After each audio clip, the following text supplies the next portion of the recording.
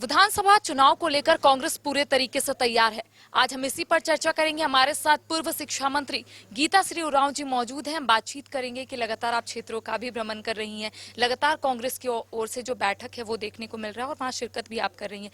क्या कुछ दिशा निर्देश दिए गए और किस तरीके से अब आप लोगों के बीच जा रही हैं? सबको जोहार आपके चैनल के माध्यम से। और बिल्कुल अब तो विधानसभा जो चुनाव बिल्कुल सर पे ही है, किसी भी वक्त जो है अधिसूचना जारी हो सकती है।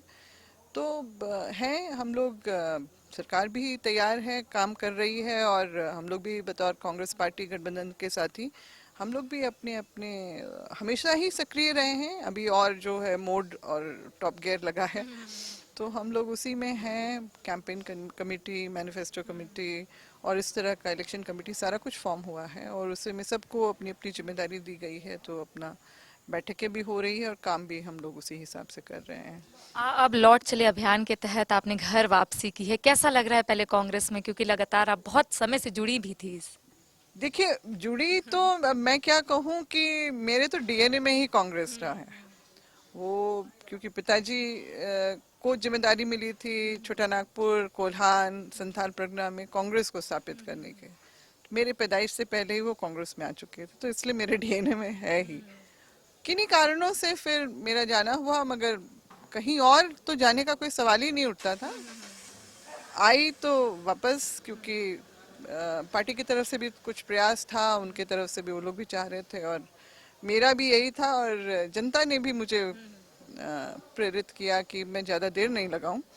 तो आई हूँ क्योंकि एक यही प्लेटफॉर्म है जो मुझे लगता है कि यहाँ पर सशक्त रूप से जो है जन कल्याण के लिए काम कर सकते हैं। तो यही था, और बस इसलिए मैं वापस आई। मुझे भी लगा कि ज़्यादा देर नहीं करनी चाहिए, और राहुल जी ने जिस तरह से पूरे देश भर में एक अलग जो होता है एक चेतना फैलाई, और अभी तो उनका हम लोग देख ही रहे हैं कि किस तरह से, मतलब ये तो दुर्भाग्य है कि नहीं आ पाए सत्ता में, मगर फिर भी वो जिस मजबूती से हर एक बातों को रख रहे हैं, तो अब तो सत्ता पक्ष भी, मतलब हम लोग बहुत सारी चीज़ों पे देख रहे हैं कि वो जो चाहते हैं वो हो पा रहा है। अच्छा, 2019 में राज्य की सत्ता में आने से पहले कांग्रेस ने जो वादा किया था, कांग्रेस लगातार उस वादे को पूरा करने की कोशिश कर रही है। किसानों के लिए 2 लाख रुपए का जो ऋण है वो माफ किया गया। ओबीसी आरक्षण को लेकर लगातार पहल की जा रही है। तो ओबीसी आरक्षण को लेकर अब कांग्रेस का क्या स्टैंड होगा आने वाले समय में? नहीं, वो तो बराबर उसमें है ही। चाहे किसानों के जो उनकी ऋण माफी के, तो आप देखिए 2009 में भी 65,000 करोड़,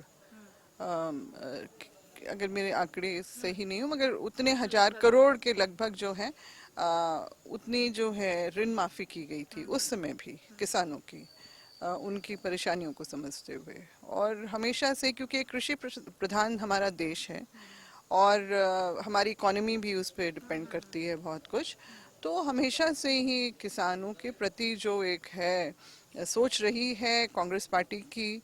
और अभी हम हमारे वर्तमान में जो अलायंस के भी हमारे हैं, वो भी अभी सरकार बहुत सारे कार्यक्रम ऐसे चला रही है कि किसानों को जो भी वो करना चाहें उस हिसाब से उनको सुविधा मुहैया हो। तो 3 काले कानून जो हैं अभी भारी विरोध के बाद, और वो भी इसलिए क्योंकि आपका कांग्रेस पार्टी तो डटी ही रही हमेशा, और जो किसानों की 700 किसानों की जो दुखद मौत के बाद, मतलब अंततः केंद्र सरकार जो है भाजपा सरकार, मोदी सरकार ने उसको वापस तो ले लिया, मगर गाहे बगाहे जो हम लोग देख रहे हैं कि फिर से कहीं ना कहीं से कोशिश चल रही है शायद उसको वापस लेके आने के लिए। क्योंकि उस समय तो शायद चुनाव का उन्होंने सोचा होगा कि हम लोग चुनाव में मतलब कैसे हम लोग फेस करेंगे, मगर आप जब दोबारा सत्ता में आए हैं तो कोशिश लग रहा है कि वो इसको अच्छा, कर रहे हैं, भले वो इससे इनकार कर रहे हैं। अच्छा, आप लगातार क्षेत्र का भ्रमण कर रही हैं, क्या लगता है क्या वहां पर समस्या उत्पन्न हो रही है और कौन कौन से मुद्दे के साथ इस बार जनता के बीच में जाना है? देखिए, समस्याएं तो हैं, बनी हुई हैं, और अबू आवास वगैरह जो है, मुख्यमंत्री जी ने, झारखंड के मुख्यमंत्री जी ने जब अबू आवास की जो शुरुआत पिछले साल ही की थी कि पीएम आवास का जो है पैसा नहीं मिलता है तो हम लोग अपने हिसाब से करेंगे, मगर उसमें भी अड़चन आ रही है, वित्तीय जो है वो सब आ रहा है। आंगनबाड़ी सहिया सेविका उनका भी था, मगर अभी सरकार बहुत अपने कोशिश में है कि किसी तरह से हम अपने पाले से, अपने ही खाते से लोगों को उनकी सुविधा दे पाएं। बहुत सारे जो रघुवर दास जी के समय में भी जो कुछ ऐसी नीतिगत फैसले है जो लिए, जो बाद में परेशानी का भी सबब बने, तो उसको भी सॉर्ट आउट कर रहे हैं, किया जा रहा है सरकार की तरफ से। अच्छा, लेकिन गीता जी, हम देख पा रहे हैं कि बीजेपी जो है 2 कदम आगे चल रही है। कहा जा रहा है बीजेपी की ओर से कि घोषणा पत्र बहुत जल्दी लोगों के बीच आ जाएगा, सरकार बनती है तो। इसके साथ ही उनका ये भी कहना है उम्मीदवारों की नाम की घोषणा बीजेपी हर बार पहले करती है, इस बार भी पहले करेगी। तो क्या आप लोगों की ओर से रणनीति बनाएगी? क्योंकि आपने लोकसभा में देखा होगा कि घोषणा काफी देर से हुई थी प्रत्याशियों की, और खामियाजा जो है वो प्रत्याशियों को उठाना पड़ा था। तो इस बार क्या रणनीति बनाई जा रही है कि प्रत्याशियों की नाम की घोषणा पहले हो जाएगी? हाँ, प्रयास पूरा है, और उसके लिए आप लोग भी देख ही रहे हैं कि लगातार जो है टीम जो है दिल्ली से एआईसीसी की, और हमारे टीम भी आ रही है, स्क्रीनिंग कमेटी जो है यहाँ पर पहुंची और पूरे प्रमंडल का, 5 प्रमंडल का उन्होंने दौरा किया। ये उसके अलावा जो है हमारे जो पर्यवेक्षक हैं वो लोग भी आ रहे हैं। तो ये सारी जो है कयावत की अच्छे से अच्छा बेहतर जो है विकल्प लेके हम लोग चुनाव में उतरे, ताकि जो है लोकसभा चुनाव से ही बहुत कुछ तस्वीर जाहिर हो गई है, रुझान भी लोगों का वो हो गया है।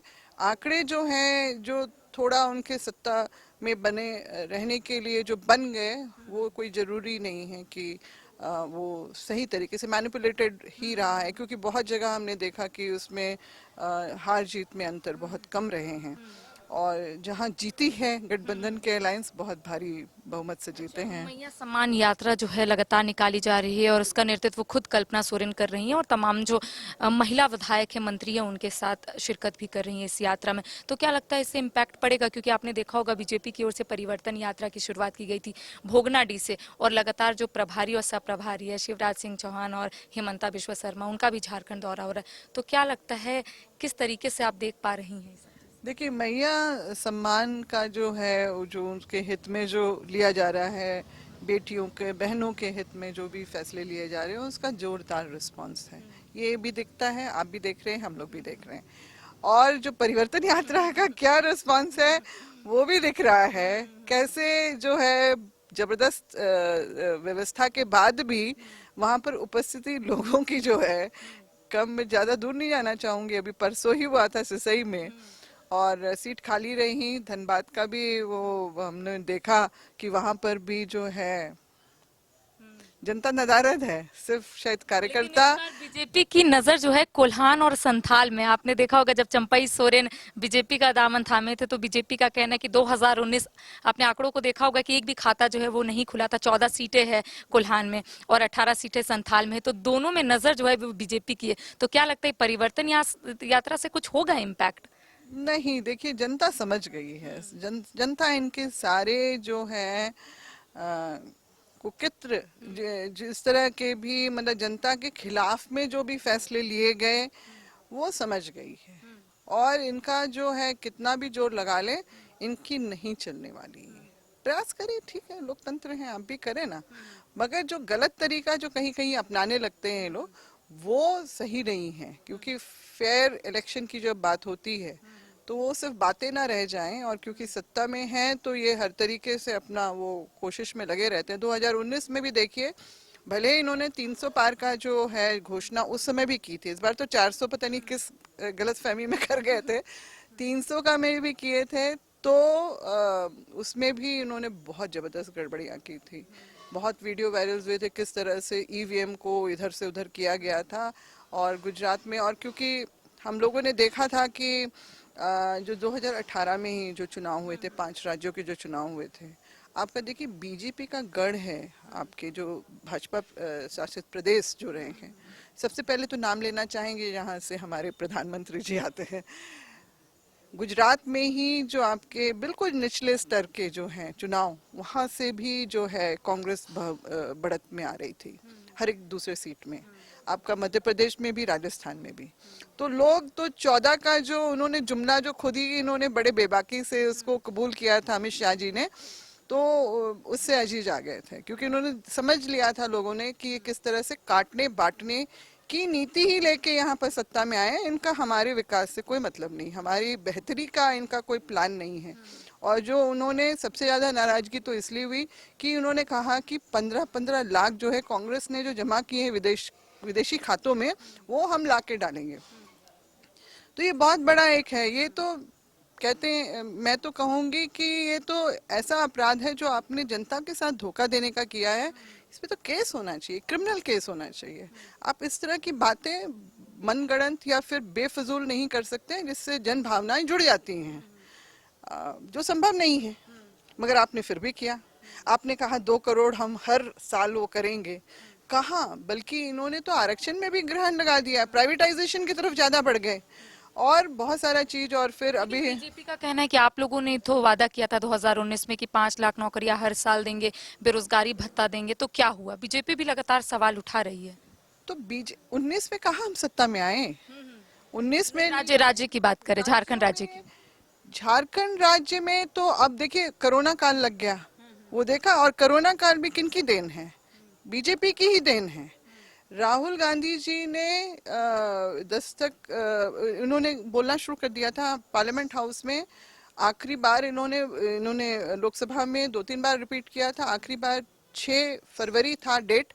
उन्होंने कहा था कि केंद्र सरकार जो है, सरकार इस पे ध्यान दे। कोरोना जो है वो दस्तक दे चुका है हमारे देश में, तो उसके जो रोकथाम के लिए उपाय किया जाए। मगर उल्टा क्या हो रहा था कि ये मध्य प्रदेश में जाके सरकार गिराने और बनाने में ही इन्होंने सारा टाइम उसी में जो है लगा दिया। और उसी बीच में बहुत तेजी से बढ़ा। आपका महाराष्ट्र में भी 2 जगह इन्होंने किया था उस तरह से, मतलब हुआ था। और क्योंकि वो कमर्शियल कैपिटल है, वहां पर भी बहुत भीड़ रहती है। और इधर मध्य प्रदेश में भी इस तरह का इन्होंने ध्यान नहीं दिया। एक तो मतलब हमारा जो कैपिटल है वो, और जो कमर्शियल कैपिटल, तो ये कारण था। और आपने देखा कि किस तरह से व्यवस्था भी देने में असक्षम रही।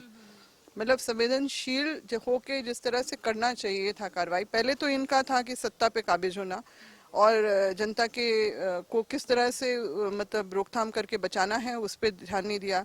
झोंक दिया गया लोगों को, फैक्ट्रीज बंद हो गई, कितने लोग सड़क पे आ गए क्योंकि ना खाना मिल रहा है, ना सैलरी मिल रही है, तो सब सड़कों पे चले आ रहे हैं। क्योंकि ट्रक, बस और आपके ये ट्रेन सारे बंद थे, तो लोगों को पैदल पैदल हजारों किलोमीटर जाना आना पड़ा। हम लोग सब ने देखा इस चीज़ को, और कितने लोगों की मौत हुई उसमें। और पीएम केयर का जो इन्होंने फंड कॉन्स्टिट्यूट किया, उसमें आज तक ऑडिट रिपोर्ट जारी नहीं किया गया कि कितना आया, आपने कैसे इस्तेमाल किया। अभ्यर्थियों का आंदोलन लगातार देखने को मिला, लेकिन हाँ वो तो है, मगर बहुत सारी चीजें होती हैं, समय लगता है थोड़ा उसमें। तो इन सब पेचीदगियों को देखते हुए फिर भी प्रयास अपनी तरफ से तो जारी है, क्योंकि जनहित में ही अगर पार्टी की विचारधारा है तो पहला प्रायोरिटी वही रहता है। और समय लग सकता है कुछ सिस्टम का, क्योंकि हम लोग को भी कभी कभी लगता है क्यों नहीं हो रहा है, मगर बहुत सारी टेक्निकलिटीज होती हैं, बहुत सारे ऐसे परंपराएं ऐसी बन जाती हैं कि होता है, बातें अटकती हैं। तो देखिए, इस वक्त हमारे साथ गीता श्री उरांव मौजूद थी, जिनका स्पष्ट रूप से कहना है कि इस बार ये चुनावी मैदान में उतरना चाहती है, किस्मत आजमाना चाहती है, जिसको लेकर तमाम तैयारियां इनकी ओर से कर ली गई है। इन्होंने एक रोड मैप तैयार कर रखा है कि किस तरीके से जनता के बीच में जाना है, आखिर कौन कौन से मुद्दे होंगे। अब देखने वाली बात होगी कि कांग्रेस की ओर से सूची कब जारी की जाती है, यानी कि उम्मीदवारों के नाम की घोषणा कब की जाती है। तमाम अपडेट अब अपने दर्शकों तक पहुंचाएंगे। फिलहाल कैमरा सहयोगी नूतन के साथ करिश्मा सिन्हा, न्यूज 22 को रांची। घर के लिए ग्रोसरीज की जरूरत हो या चाहिए फल और सब्जी, डेयरी या बेकरी प्रोडक्ट्स चाहिए या beverages, snacks and branded foods चाहिए हो या ब्यूटी प्रोडक्ट्स, अब इनके लिए अलग अलग दुकानों की तलाश हुई खत्म, क्योंकि रांची में खुल गया है केस्टो मार्ट, जो रखे आपका और आपके बजट का ख्याल। हर सामान पर 5% की छूट, होम डिलीवरी की सुविधा भी। आज ही पधारें। Kesto Mart, one-stop solution for every customer's requirements. Call 9153989339. 5 राज्य हैं, 61 शहर, 150 प्रोजेक्ट और एक वास्तु विहार। नई सोच, नया घर। बनाए रखिए अपना प्यार, सेवा में है वास्तु विहार।